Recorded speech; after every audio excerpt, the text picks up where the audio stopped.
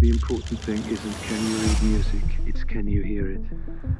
Yes, I can. For most of my life, the decisions that shaped me were made long before I realized I had a choice. Lately, I've been reflecting a lot, thinking about my choices, why I believe the things I do, despite what everyone else thinks and tells me. Maybe it's the quarter life crisis hitting, or a sense of responsibility, or a sense of guilt, or maybe it's knowing I didn't achieve the things I wanted to achieve. For a while, I was caught between the things that I wanted to do and the things that other people told me were the right thing to do. Early in my life, I was told that the best way to live is to study hard, get good grades, and go to a top school. But unfortunately, I didn't buy into that system fully, not because I didn't care, but because it felt as though it was suppressing the parts of myself that came most naturally. I was never particularly interested or the best at math, English, or the sciences. I would say I was average at best, maybe even sometimes a little below average. But I've always been driven by my curiosity to create something that I can call my own. There's this quote from Interstellar that goes, "We used to look up at the sky." And wonder at our place in the stars.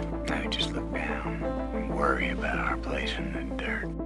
I've always been a big dreamer, and maybe it stems from a place of foolishness, but to me, that's the best way to live. However, as I got older and I entered university, my ability to dream took a back seat, and for a while, it was working. I started to get curious and interested in my studies, working hard and believing in the process, but then I noticed myself losing my identity. I didn't create as much as I used to anymore. The nights of pursuing my own goals were replaced by pursuing someone else's goals they believed were the best for me. I didn't ask questions to understand people better anymore. Instead, I asked questions to measure myself and where I stood, confirming if I was ahead or if somebody else was behind. Titles, labels, and where somebody worked became the most important thing. In this system, people will turn against one another. Interactions feel transactional, and personal ideas and dreams are suppressed. Eventually, I burned out, not just from the workload, but because it felt as though I was adopting values and beliefs that weren't my own. And after a while, I stopped asking what I was supposed to do and started asking what I wanted to do.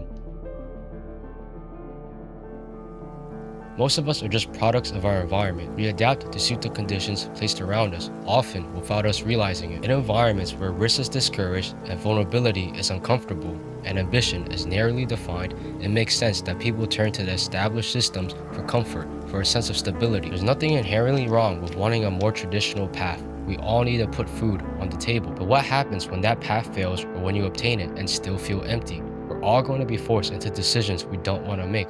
Whether it's for your career or personal life, that's just how it is. But we have to make these sacrifices in order to have the opportunity to make different decisions in the future. Sometimes you have to take a punch in order to give two back. A lot of people reach positions they were told will make them happy, only to remain unfulfilled and unsatisfied. The emptiness doesn't come from lacking success, but from realizing that the life they were building was never true to who they were. The sense of unhappiness and unfulfillment for the most part is not due to a lack of ability, but a misalignment of what you're currently doing and the things you want to do. Because for most of our lives, our decisions are made for us. We're trained to listen to what's best for us, to do what will create the best life that other people imagine, not the life that we imagine. And eventually, because so many of the decisions have already been made for us, our own ideas get suppressed. As time goes on, your voice gets weaker until you eventually can't hear it anymore. After so many years, it gets harder and harder to envision the life that you want. In pursuit of the things that you want, you're going to lose people who don't want to be a part of that journey, because for them, they thrive in those systems. They were able to find purpose and stability there. But I'm not sure if I'm one of those individuals. I recognize that I'm fortunate enough to be able to make different decisions. Not everyone is afforded that opportunity. Even after so many years, I always found myself turning to creative outlets to express what I'm feeling, telling the stories that I've been living through. A lot of the things that I'm improving on now, focusing more on, I feel as though I'm just making up for lost time because I was so caught up in the path that other people told me were correct. After burning out, I felt disconnected from myself. I made decisions based less on what I believed in, but rather what other people told me were correct. I knew what I wanted internally, yet my actions continued in the opposite direction. It's strange how that happens. As we get older, we gain clarity in some areas, but lose it in others. Our identities start to revolve around achievements, titles, where we work, and often without us realizing it. I don't think growing up means abandoning this version of yourself. I think it's possible to have both, to carry the privilege of getting older while holding on to the curiosity and joy that once came naturally. In some ways, getting older actually gives us more room to explore interests we never had time for before and even rediscover some we left behind. When you're young, you have the privilege of messing up and bouncing back quickly. When you're older, you have the perspective to understand why those choices and mistakes matter. Realignment is about learning how to use both. I know I made school and its systems sound terrible, but I don't regret university. person. The systems just weren't right for me, but the experience was necessary. It challenged me and revealed things about myself I wouldn't have discovered otherwise. Realignment isn't about starting over, but understanding what to carry forward and what to leave behind. When you get older, there's a sort of expectation to have everything figured out. In a result-driven world, the sad truth is a majority of people don't really care about your journey or your hardships. I'm confident every creative and every individual that has pursued something riskier or different has experienced this feeling before. Some quit under that pressure, some don't stay in the game long enough to see where it takes them. And believe me when I say this, when you're the only one who sees what it could be and everyone else is undermining you or your progress, it's going to feel very isolating.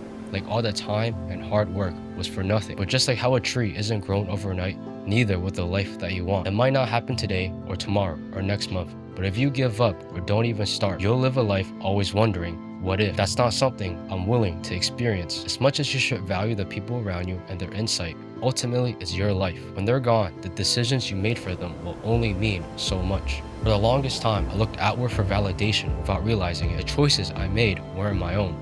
They were a byproduct of what was around me and what I was told was correct. Instead of asking myself what I wanted, I instead made choices based on what other people told me were correct, where it felt as though the choices I made didn't matter. When I realigned with who I believed myself to be, I found myself surrounded by people who shared my vision. In doing so, I caught a glimpse of what life could be like. Life doesn't have to be so rigid. There can be room for the things that we dream about. If you feel unfulfilled and unsatisfied with the things that you do, it's not because there's something wrong with you, but rather a misalignment of what you're currently doing and what you want to do. The voice inside you doesn't just disappear. It just gets buried under your doubts, insecurities, and the path that other people place in front of us. The difficult part isn't finding that voice again, but rather choosing to listen to it. If you're in the position to be able to choose a different life, you owe it to yourself to take that chance, to make your own decisions. When people pass away, they don't regret not being able to spend more time at work. The regret stems from not being able to do the things that made them happy sooner. In life, the only guarantee is death. We'll all die eventually. Spend your life being true to yourself and making your own decisions. Everyone keeps telling me how my story is supposed to go. Nah, I'm gonna do my own thing.